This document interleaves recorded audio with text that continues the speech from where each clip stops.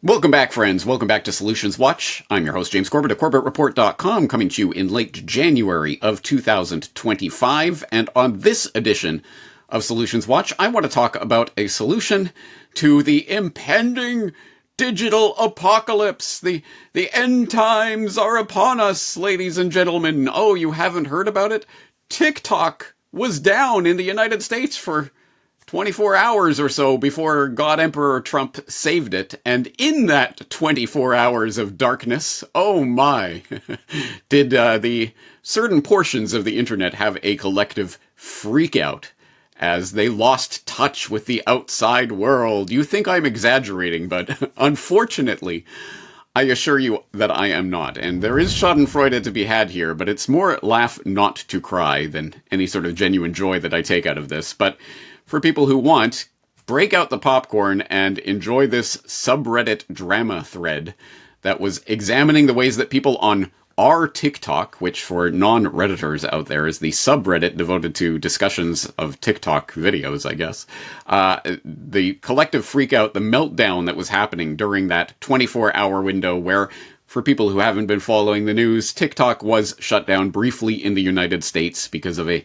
ban, and but Trump has saved the day and has extended the deadline for them to find U.S. funding for half buyout ownership, whatever the tech oligarchs are planning behind your back. The point is, in that time, TikTok was inaccessible to United States users, and this thread documents some of the freakout that was happening. For example, it gives the background here. TikTok is an extremely popular app among young people, so popular that its most avid users spend 6+ hours a day. Really? And it's part of their daily routine. But these are like 30-second videos.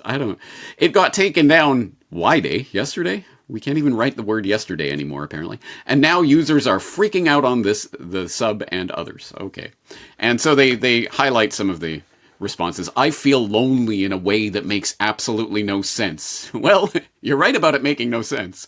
Yes, there's something super alienating about this situation. We've been able to watch every major event in real time for the past 5 years. Now, all of a sudden, it's lights out. Yeah, the world only really sprang into existence 5 years ago.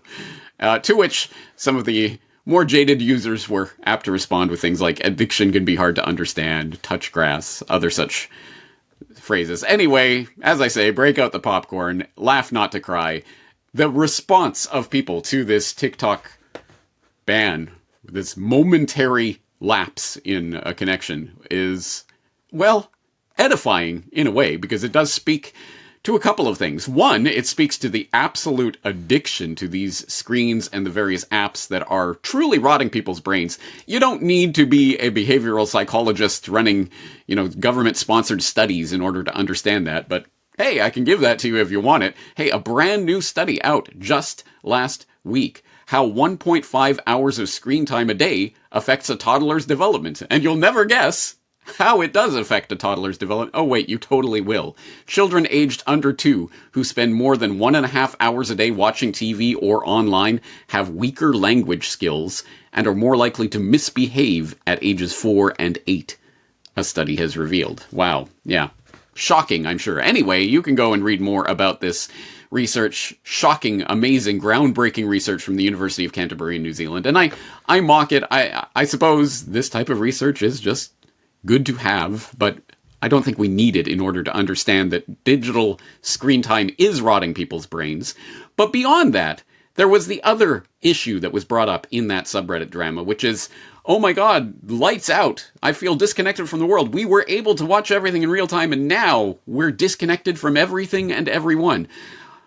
Even disregarding the screen addiction and what it's doing to your brain and all of that, the idea that people have, in certainly the younger generations, that connection with the outside world is only made possible through the latest cutting-edge technology gadgetry is something that, I think is a problem to be addressed. And where there's a problem, there are solutions. And for this particular type of problem, yes, I've talked about decentralized communications and the cutting-edge technologies, Quartal and Bastion and all these other platforms that are coming online to realize the potential for a truly decentralized internet and all of this. I've talked about that before in the past. But let us not neglect the low-tech or no-tech solutions to these age-old problems of human connection. Because yes, we do not have to be thinking about the highest, latest, cutting-edge technology from the big tech bros that are pushing us off the transhumanist cliff in order to connect with other human beings. And I want to talk about this in a very specific example, one that, may be surprising for people out there who think of Japan as this cutting-edge, futuristic, technologically advanced society. Do people still think that? I get in the West that people certainly used to think that. Do you still think that? Because if you do, you are wrong. As expats here, the latest joke is, that expats like to observe is, Japan has been living in the year 2000 since the 1980s. Which is to say, back in the 80s, yeah, Japan was cutting edge, had all the futuristic tech, and they were ahead on the cell phone revolution, and the Sony was bestriding the world with Walkman and Discman and all these cutting edge innovations.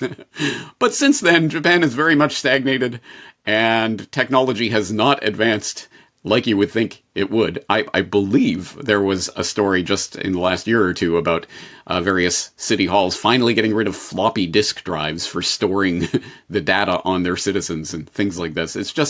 It's crazy over here.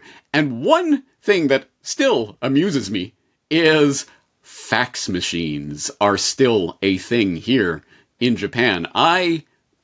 I don't know, really, the status of the fax machine in Canada anymore, because I haven't lived there for over 20 years, but I remember 20 years ago when I left, it was already an outdated technology that I suppose existed, but was not well used.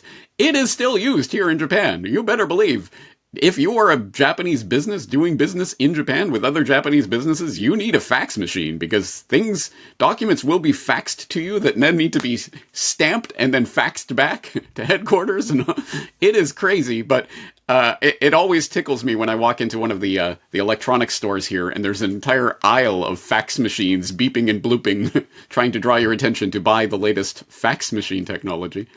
And I laugh at that because it seems like such an outdated, low-tech thing. Why would we... fax machines, really? But let us not denigrate the lowly fax machine. Because, as it turns out, it was responsible for the fall of the Soviet Union. Or so it is sometimes portrayed. Anyway, we can pick up the thread of this story from a Chicago Tribune article that was originally published in September of 1989. It was republished on the site in August 2021, but it was called Fax Machines Become a Fact of Life for Soviets.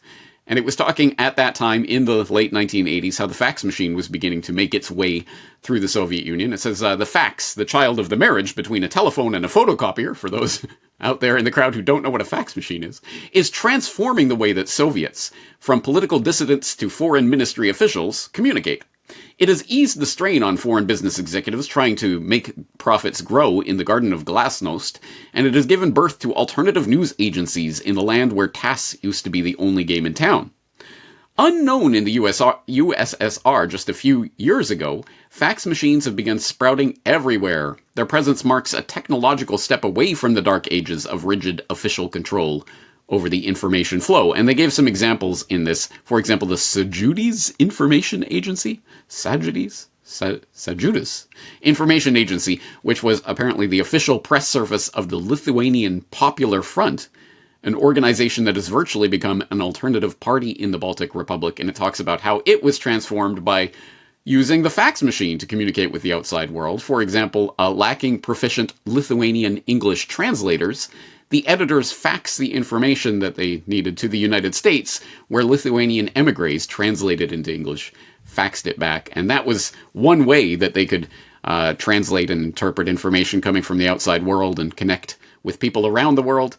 It was revolutionary. As much as we might think of the fax machine as a very much outdated, dinosaur, antiquated technology, it still exists, it's still accessible, it's still usable, and it still could be used for revolutionary purposes of one sort or another. Now, the extent to which the fax machine actually did affect the fall of the Soviet Union is well open to some interpretation. There have been screeds written about the overall situation about how information ended the Soviet Union. Specifically, Scott Shane wrote a book called Dismantling Utopia, How Information Ended the Soviet Union, which came out, I believe, in the late 1990s.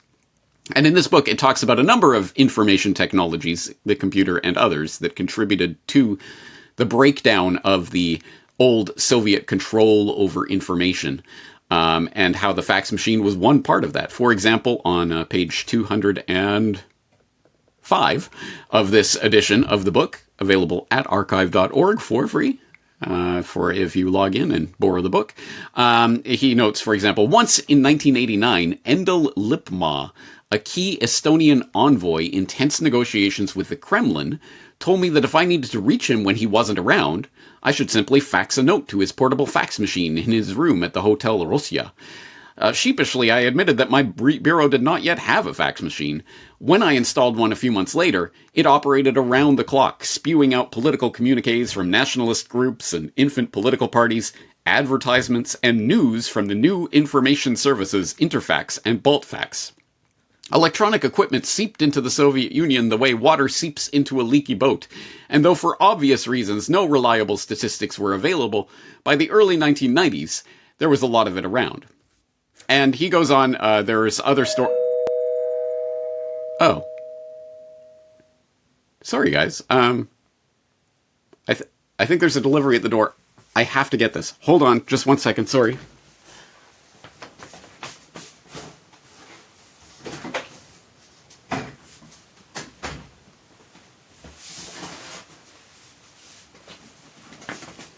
Sorry about this, guys. Sorry. Where was I? Yes, Scott Shane. He also talked about, for example, the Kremlin and the events that took place in Russia in the August coup of 1991. You might remember that the communists, hardliners, were attempting to seize power away from Gorbachev as Gorbachev was effecting the reforms that were essentially dismantling the Soviet Union. And in the last dramatic, heroic event of those times, Yeltsin got up on the tank waving the national flag and basically putting the death knell, putting the stake through the heart of the Soviet Empire.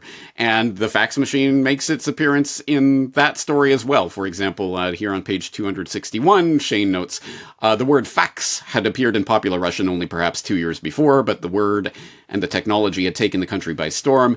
Now, as the coup plotters mobilized tanks, their opponents switched on their fax machines. Yeltsin faxed his appeal to newspapers, to other republics, to foreign embassies, to other cities.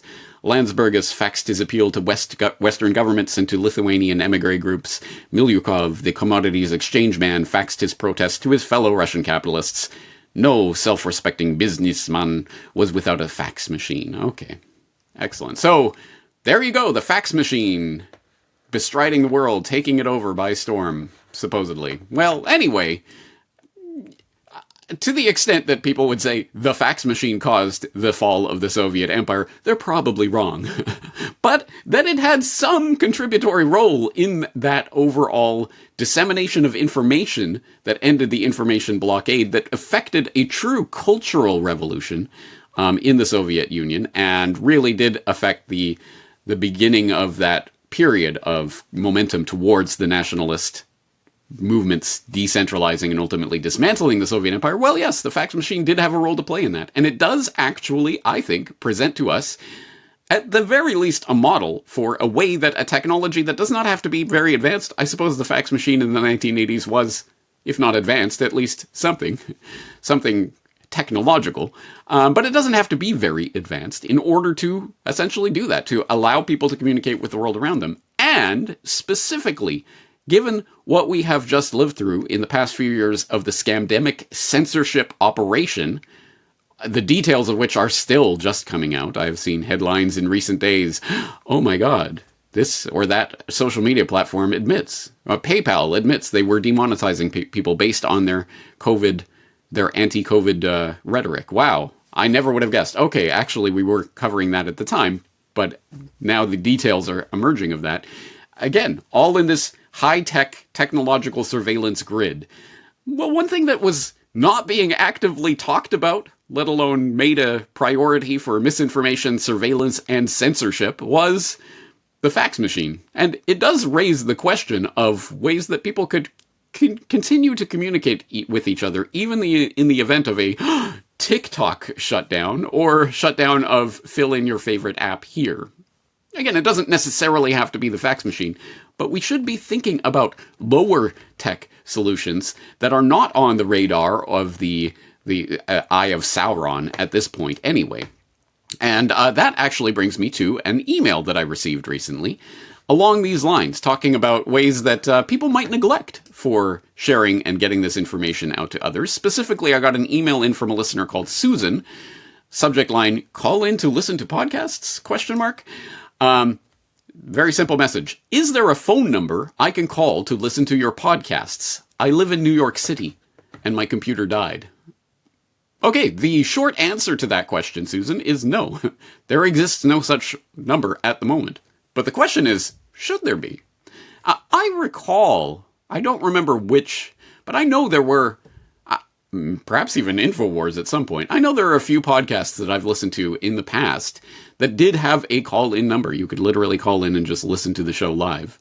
And in fact, yes, there was an entire, now that I'm thinking about it, there was an entire platform based around that, and I can't remember the name of that platform. I was on it briefly, but there was a number. It did come with a phone number that you could call in and listen. I haven't heard of that, really, that concept being used, actively employed by podcasts for the past decade plus. Maybe there are still people that do that. And maybe there should be, because once again, it could be another outlet for when and if, for example, as I get on an occasional basis, but from time to time, people email me to let me know that, oh, by the way, did you know CorbettReport.com is blocked by the computers at my local library or what have you? Yes, I'm on various lists, so I am sure that there are various organizations that will auto-block CorbettReport.com. What do you do in that situation? What do you do if and when that extends more broadly and more internet service providers, ISPs, start doing that to CorbettReport.com, start signing on to the whatever, NewsGuard censorship list or whatever they think of next, and CorbettReport.com is on there, suddenly you can't access me directly, and well, I'm not on GooTube, and all of the other alternative sites start getting blocked. If and when that happens, wouldn't it be nice to have a phone number that you could call in to listen? Well, it is at least a possibility. It is at least something to think about. And I have thought about specifically the idea of starting a 24/7 Corbett Report stream that would be presumably online, and that would just go through the entire Corbett Report archive just on an auto cycle and just constantly be playing Corbett Report material. If and when that was set up, I assume it would be a relatively trivial, although maybe costly, who knows, thing to get that set up as a phone number that people in presumably the US, because that's where most of my listeners are, I think, but anyway, you could, I'm sure, get it set up so that it would be able to be accessible through a phone and people could call in to listen. But would it really, I mean, is it really necessary, at least at this point? I know Susan, for example, is asking for it because her computer died, but that seems like a temporary sort of thing, and I'm not sure if the interest would maintain after the point at which she regained computer access. How about for anyone else out there? Do they see any utility to that at the moment, or should it, at the very least, be something to be thinking of for a backup for future scamdemic crisis event?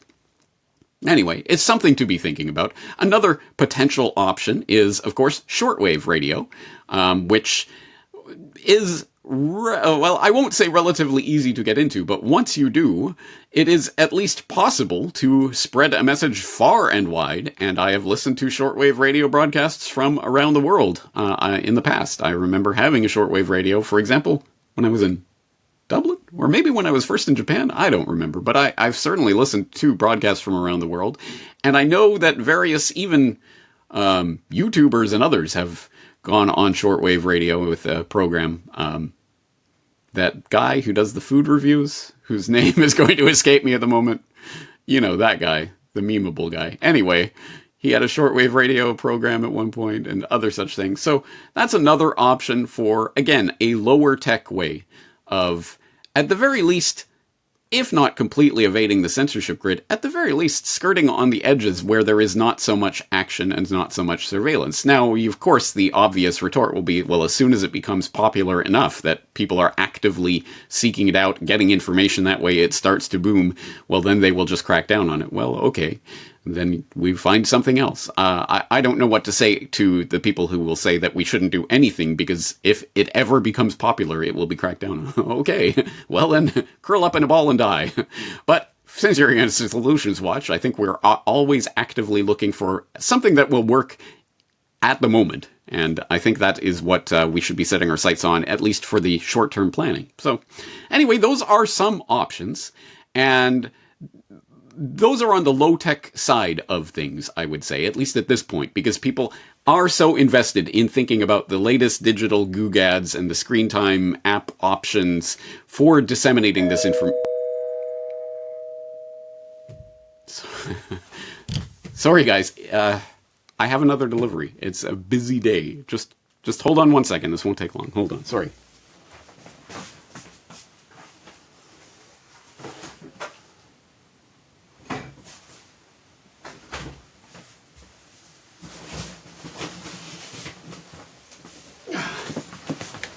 Apologies, guys. I don't know what's going on. I've been receiving these boxes all day, so...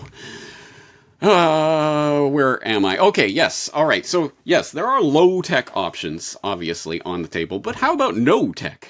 Because, as I have had cause to hear from listeners before in the past, but what about when the Great Carrington Event 2.0 takes place? Or they do a dirty false flag nuke, EMP nuke, whatever, and knock out the energy grid for the entire planet, and we're back in the Stone Age. Then what are you gonna do? All right. Well, okay, let's answer that question. What would you do? Well, let's see. Every single digital device is completely bricked, and I can't communicate with the outside world in any way, and I don't have any... Oh, wait. I do have a repository of information that wouldn't be instantly annihilated if the lights go out. I would, I suppose, have to read by daylight, but still, the books on the shelf, yes, this is not a new idea. This is not a fancy idea. It does not require a huge amount of resources. Physical books and printed matter would still survive the electronic apocalypse, would they not? And that is something that I think we should take seriously. We should be thinking about. And it was on that very note that I was tickled to see the response of people in, for example, the Corbett Report crowd to the suggestion that was floated by Whitney Webb in our recent conversation on repersoning Whitney Webb, where towards the end of that conversation, she just floated the idea.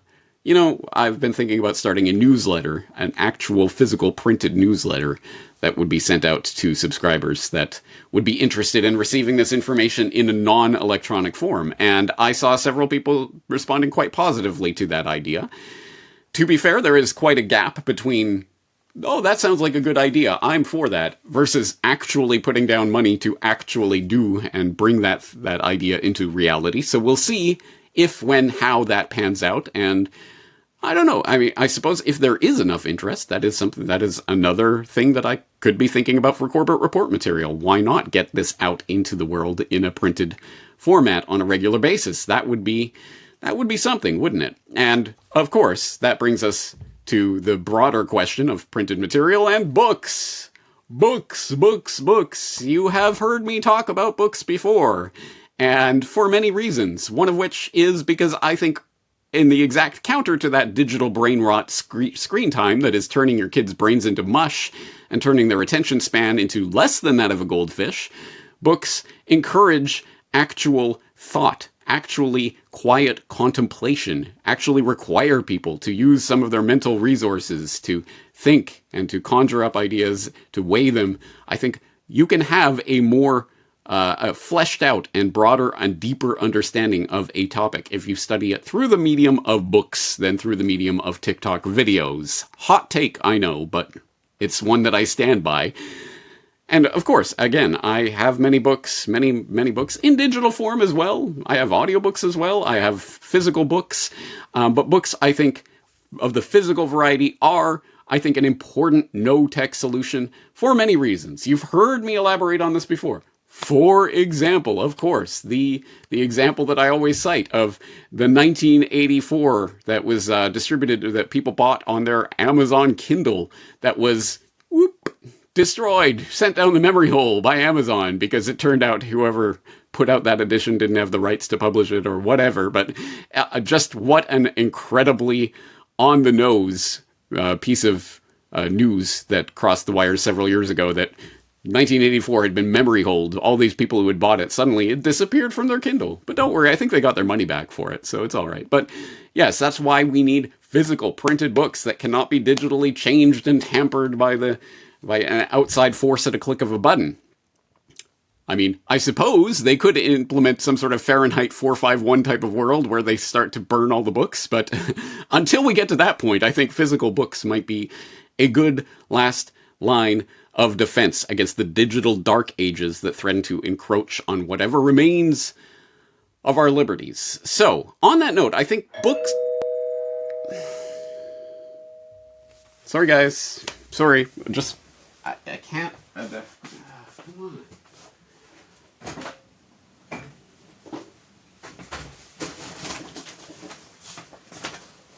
Sorry, guys. I've been getting these boxes all day. What is even in these boxes? What am I